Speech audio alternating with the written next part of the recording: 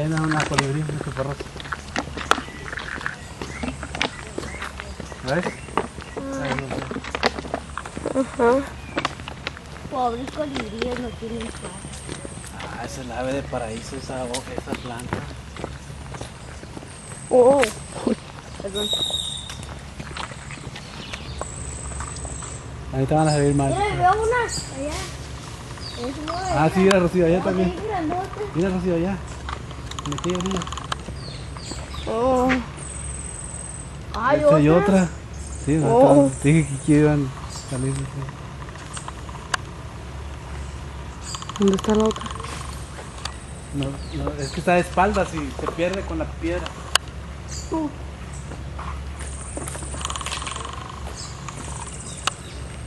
¿A poco la iguana y la piedra se pierde en ella?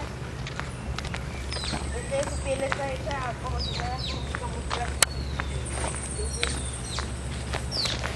porque no es la iguana, es la piedra se va como si no, y porque no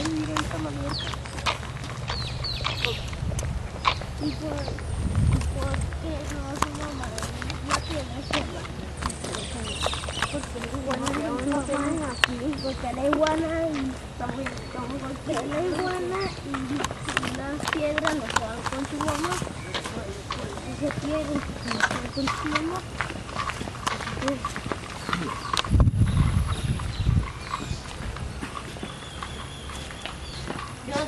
Yo voy con papi. Yo voy siguiendo a papi, pero es que no me quiere. Por ahí. Igual no.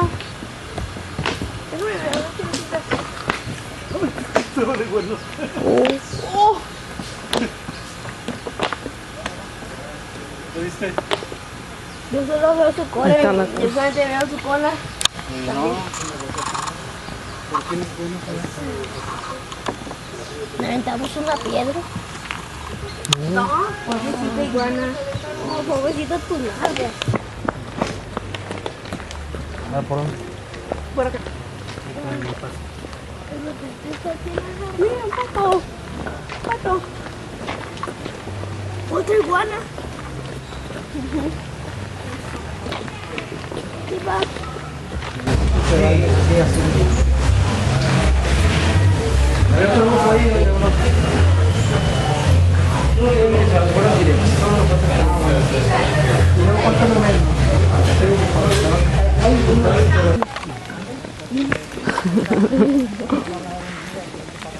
Un señor en el aeropuerto. Y era de los que trabajaba ahí. ¿Cuál es la diferencia del de 500 y el de 650? De 500 son una hora. Espérate. Corro barato. ¿Cuánto vale esto?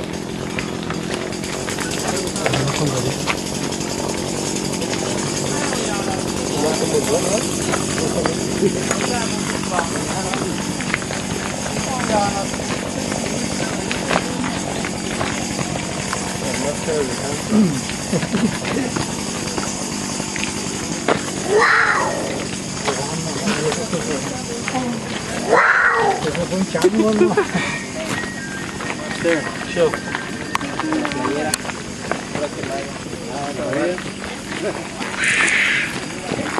Bien, aquí vamos a comenzar. Pueden quedarse en la sombra. Vamos a hablar de... La ciudad que vamos a visitar el día de hoy fue una de las ciudades mayas más importantes de la península de Yucatán. Este lugar realmente sorprende por su arquitectura, porque ahí es donde se reflejan las diferentes influencias culturales que tuvo.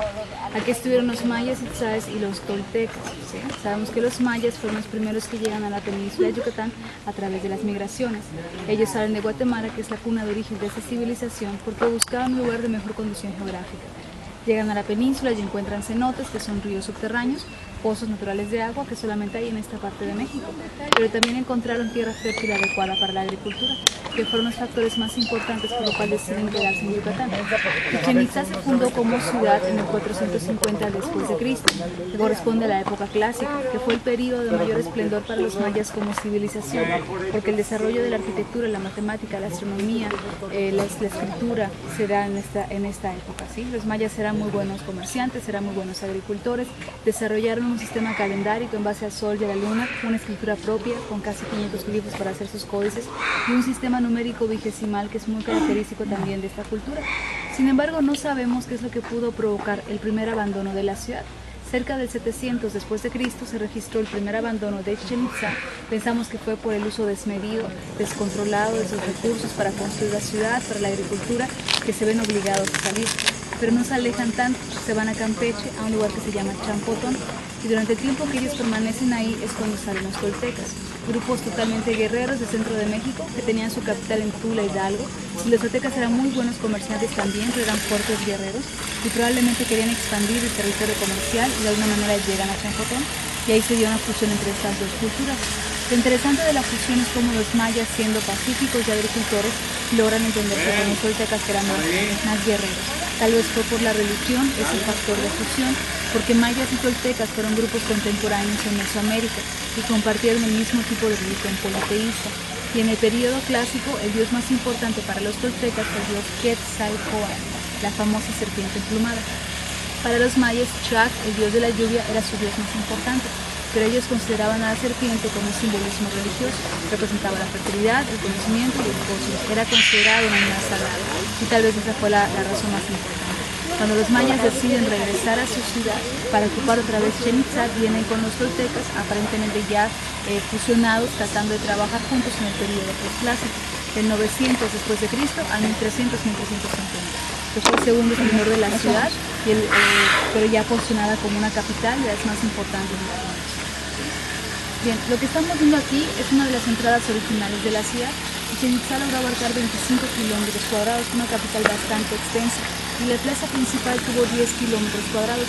Toda esta plaza estaba protegida por una muralla y lo que estamos viendo aquí es parte de la construcción. La muralla tenía 3 metros de altura, llegaba a nivel del arco. Y habían diferentes entradas como esta que eran de acceso principal al sitio. Cada entrada con su propio camino, y esto que estamos viendo esto es parte de un camino original, ¿sí? Que en maya conocemos con el nombre de Sac. Sac es el color blanco y de es camino. Hay 84 calzadas dentro de la zona arqueológica que indica la importancia de toda la ciudad. Hola, hola. Arriba los tigres.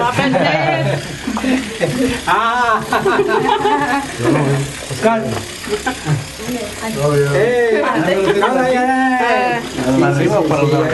No, Oscar. Sí, Escúchale. ¡Eco!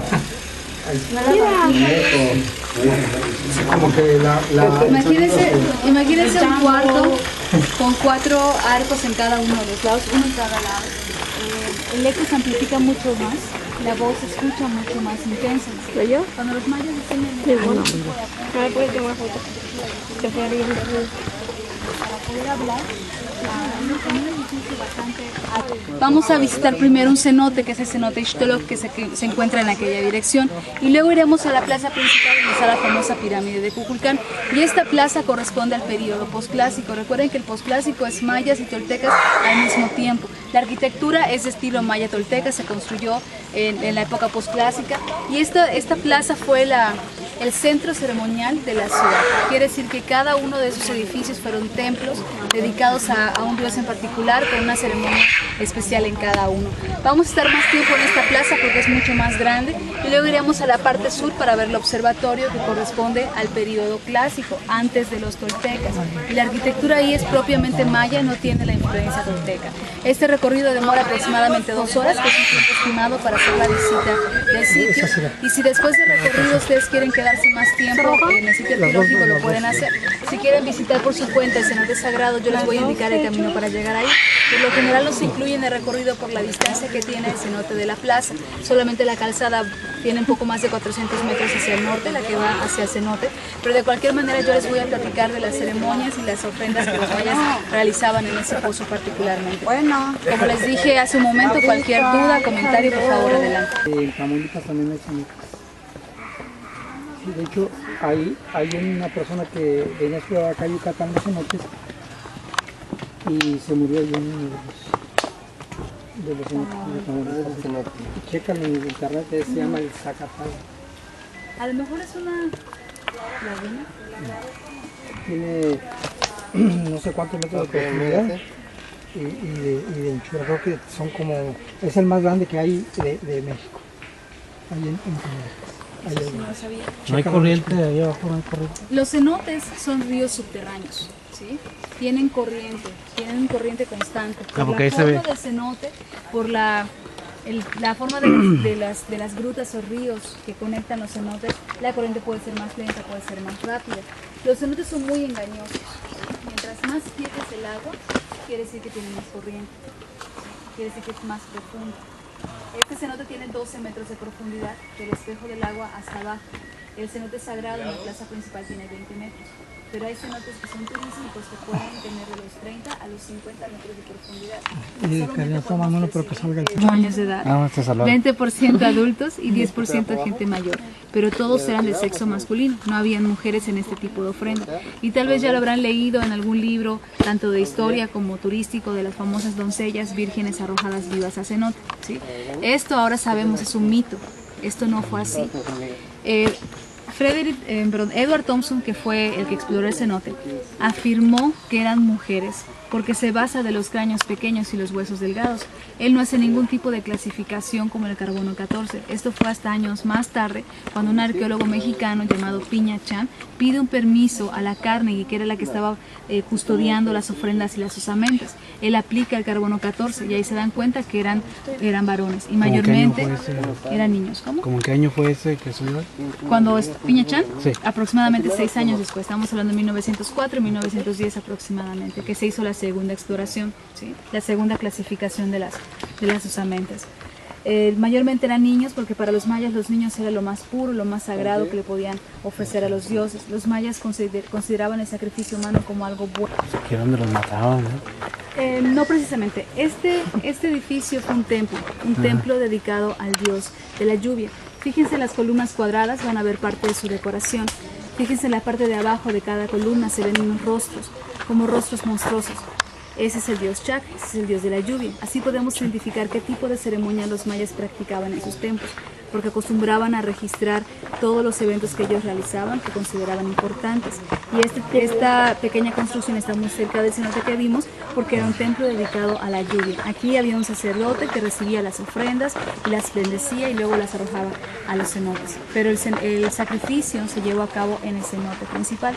Aquí no se hacían sacrificios, aquí participaba la clase popular, porque el cenote está muy cerca de la muralla y la muralla dividía las clases sociales. Cuando a la élite le convenía, cuando ellos lo decidían, el pueblo participaba y traía sus ofrendas. Lo que acabamos de pasar es original, pero este ya es más moderno, ¿no? Eso es ya para hacer la comunicación de la zona arqueológica. Pero así se puede percibir bien lo que son. Así vivía la clase popular. Recuerden que ellos estaban afuera de la muralla y la gente de élite tenía residencias de piedra con techos de piedra para marcar los estatus jerárquicos, ¿sí? Lo que es interesante de las palapas es que es parte de las tradiciones y costumbres mayas que no se han perdido con el paso del tiempo y que se tratan de preservar. Casi el 40%.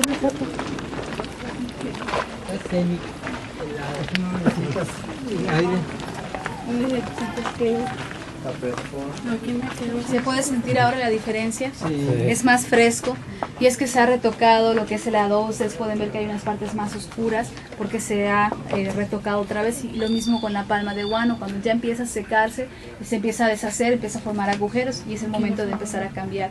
Por lo general se parchan esos agujeros, pero cuando ya la estructura está muy seca, se cambia todo el techo. ¿Sí? Muy bien, muy bien. Muy bien. ¿De aquel lado, por favor? ¿Cómo dijiste que Mónica. Cuidado con las piedras. Cuidado con las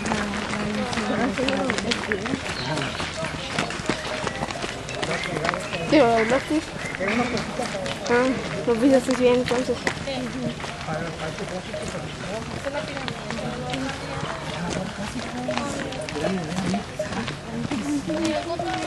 Vamos a pasar con cuidado, hay una iguana chiquita del lado izquierdo. Cuidado con la iguana, Rocío. Son muy temerosos. Wow. Wow, wow.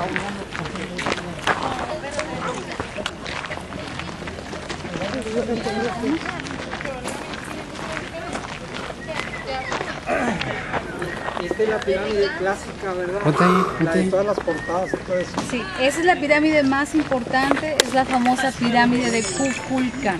Culcán. ¿Sí recuerdan quién era Kukulcán?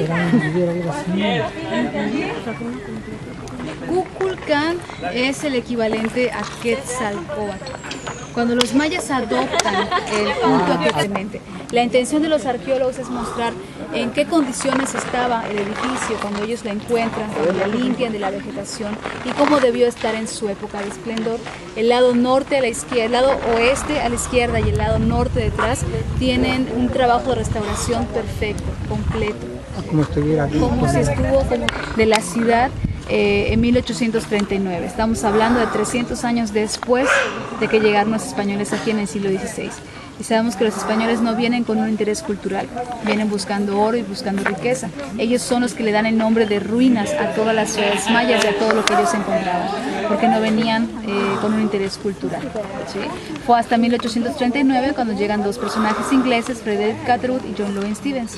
Frederick Catherwood fue quien hizo estas litografías, dibujos hechos a mano del templo de Kukulcán, que es el que estamos viendo justo ahora. ¿Sí? ¿En qué año, hijo? 1839. Es cuando ellos llegan a hacer una exploración en la península de Yucatán. En 1844, Catherwood decidió publicar su libro, que se llama Incidentes por el viaje por Yucatán, que fue el primer libro que habló de las ruinas de la ciudad. Y toda esta gente que participó eran arqueólogos extranjeros, que tenían mucho conocimiento de la cultura egipcia.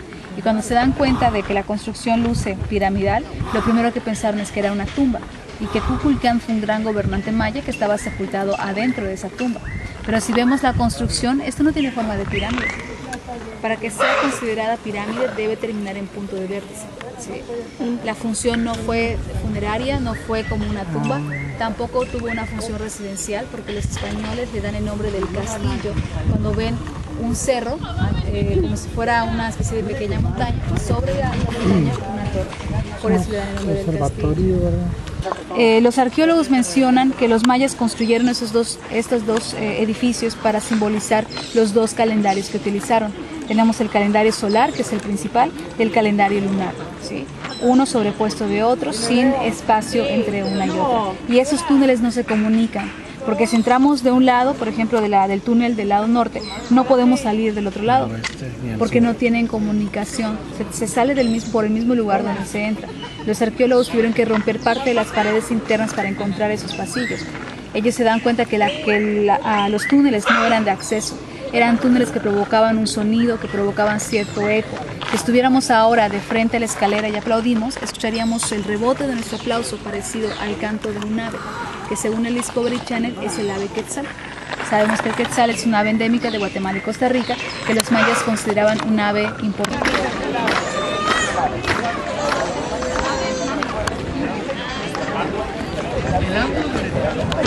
Ya pueden ver la diferencia, así es como realmente era en su época de esplendor, solamente le hace falta el color rojo, porque ese fue su tono original, ¿sí?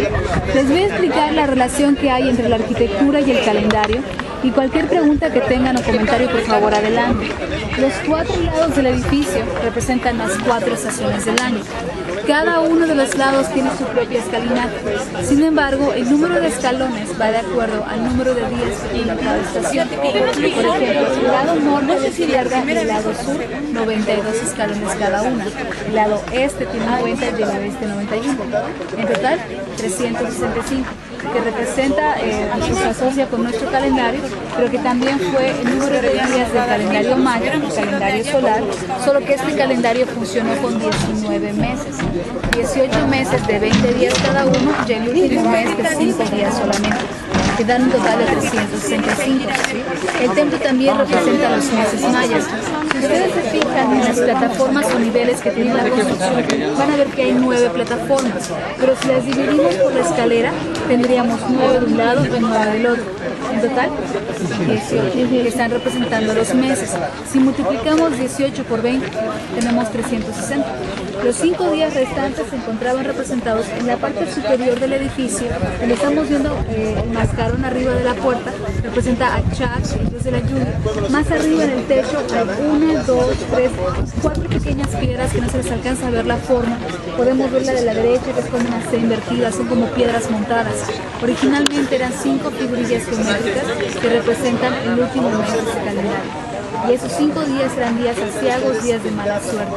Así que todas las actividades importantes se debían cancelar en esos 5 días. El calendario lunar era un calendario más corto de 200. Pero ahorita nada más hay 4. 4 porque se perdió el de la derecha. De hecho no están completos. ¿sí? Eran en cada uno de los lados esas 5 figurillas. Estaban perfectamente especificados en el calendario y en el mismo templo porque eran considerados días malos.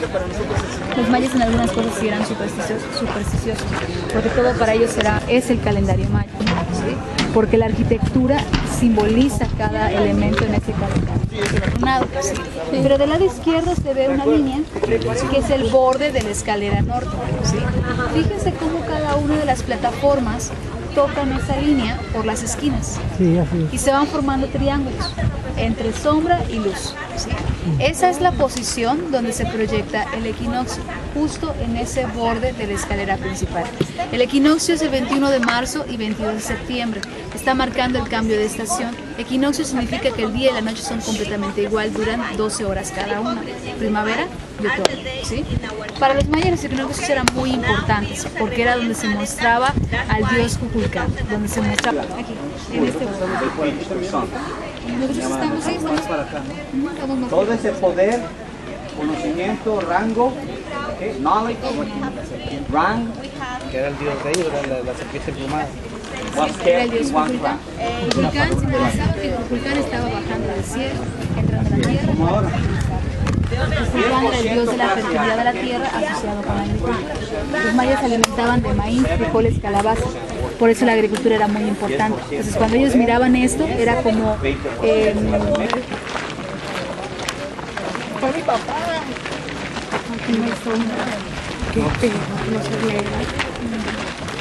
¿Y luego qué? Tampoco te sientes. No juzga a la gente por lo que piensa, no por el color de su piel.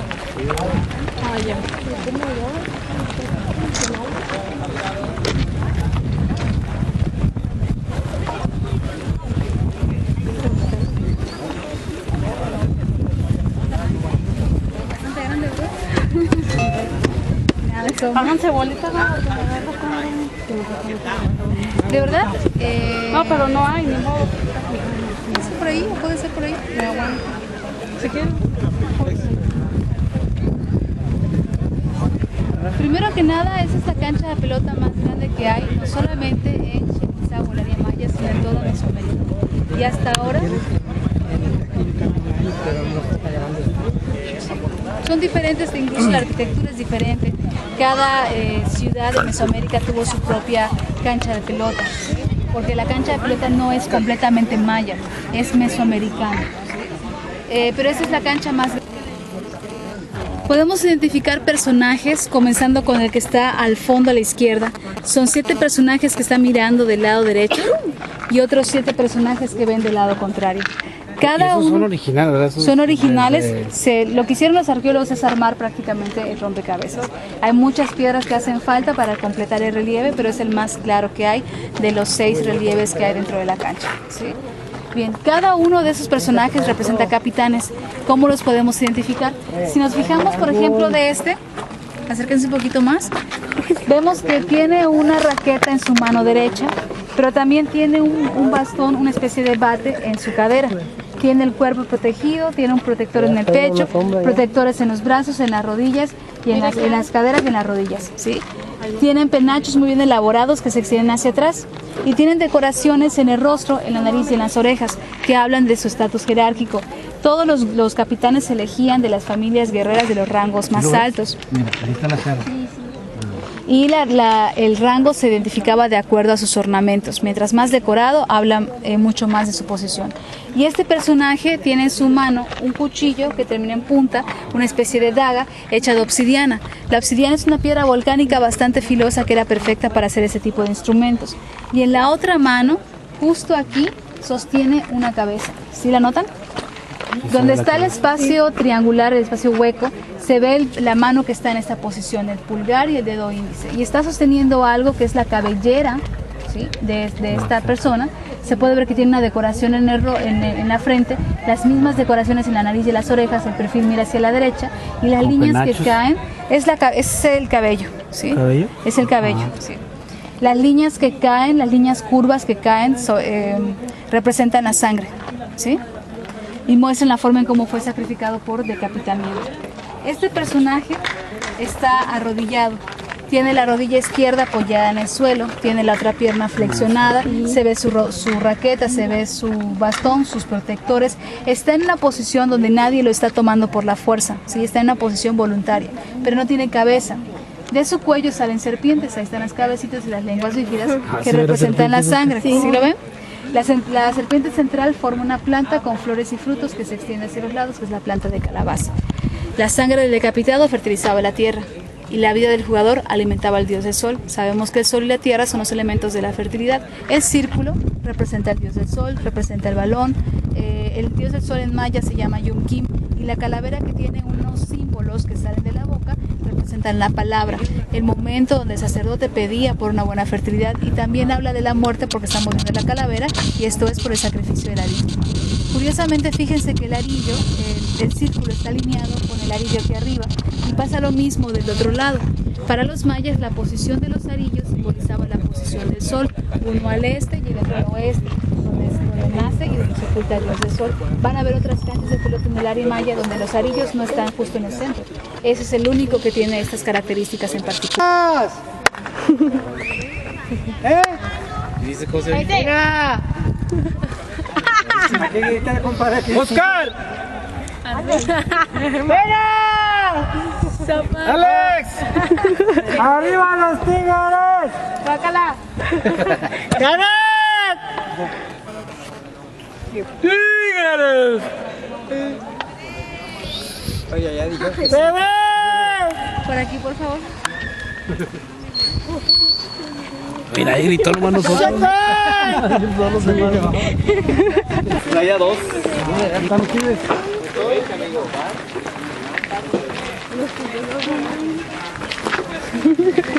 Se va a tomar una foto con esto.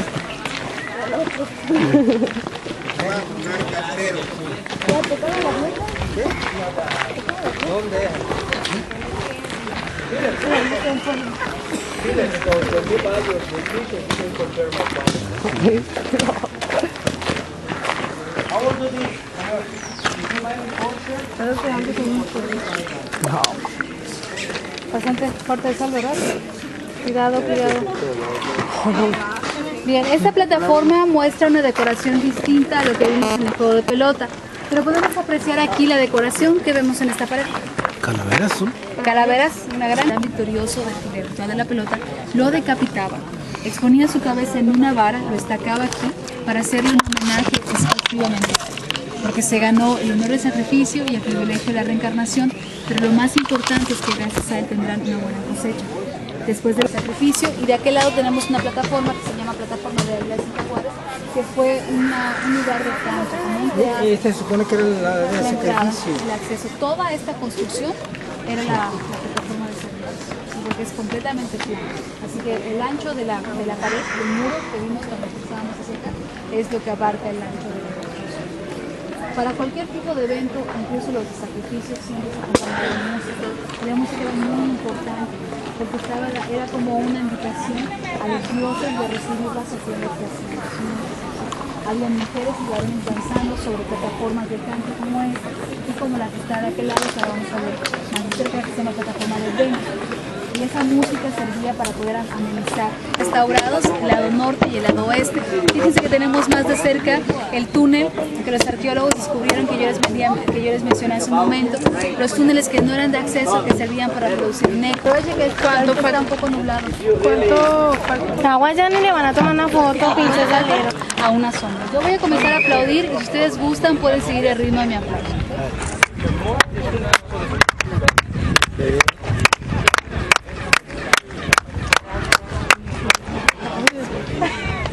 ¿Sí la escucharon? Es una guacamaya.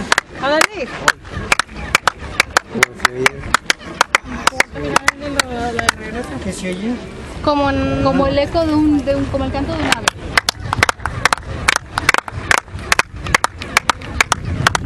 ¿Sí lo escuchan? Es magia. Hay que tener pasión y magia. Es que usted por estar ganando, no se dio cuenta. Porque daban con esto en la porque las aquí. Antecillar el canto de un ave, que puede ser una guacamaya, que puede ser un quetzal, pero lo interesante es que una cruz que tiene un eco tan similar a un ave. Los del sol, en los equinoccios durante la mañana, solo que muy temprano, entre las 5 y las 6 de la mañana, se deja ver un espectáculo bastante especial del sol cuando se levanta detrás del edificio. Pero ocurre muy temprano y no nos permiten estar aquí a esa hora. La zona arqueológica se abre a las 8 de la mañana. No tengo la foto del equinoccio, pero tengo la foto del chacmol que está allá arriba, solo que más cercano, que es este de aquí, para que tengan una idea de cómo es este evento. Cuando el sol se levanta detrás del templo, se ve su resplandor en este verde y se eleva más o menos a esta altura, y cuando vemos el templo de Guerreros a cierta distancia, parece que el chacmol sostuviera el sol con las manos, porque el templo está alineado hacia el oeste y el chacmol está mirando hacia el oeste, donde se oculta el sol. Sí. Y la mitología maya menciona que cuando el sol se oculta y entra al inframundo, se convierte en un jaguar, pelea con los dioses de la muerte y luego renace con el sol de la mañana. Cuando los mayas miraban ese tipo de eventos, era como una señal de saber el momento justo de hacerle la primera ofrenda al dios del sol, que sería un corazón humano. Porque hacer la excavación. ¿Qué fue? ¿Qué era esto? Es cimiento del templo de Titicaca, es parte del cimiento. Aquí comienza y se extiende hacia abajo. Lo que es interesante es que este no es el nivel original del suelo. Esta es una plataforma artificial. Los mayas no construían como nosotros, que excavamos hacia abajo.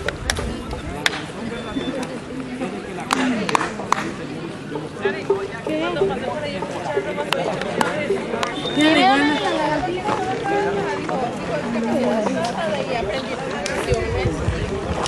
la lagartija. Nos están esperando. Se te está viendo, Karina, se te quiere atrapar, Karina. Ni siquiera sale que es una lagartija. La pequeña plaza central es una plaza de entierros, ¿sí? Fue una plaza funeraria.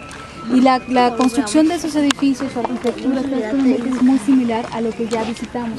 Tenemos un templo piramidal que es muy similar al templo de Xoconclán, solo que no tiene las mismas características que hagan que simbolice el calendario. No tiene la misma altura, está alineado hacia el sur, no se puede ver lo que es el observatorio, el equinoccio desde este edificio.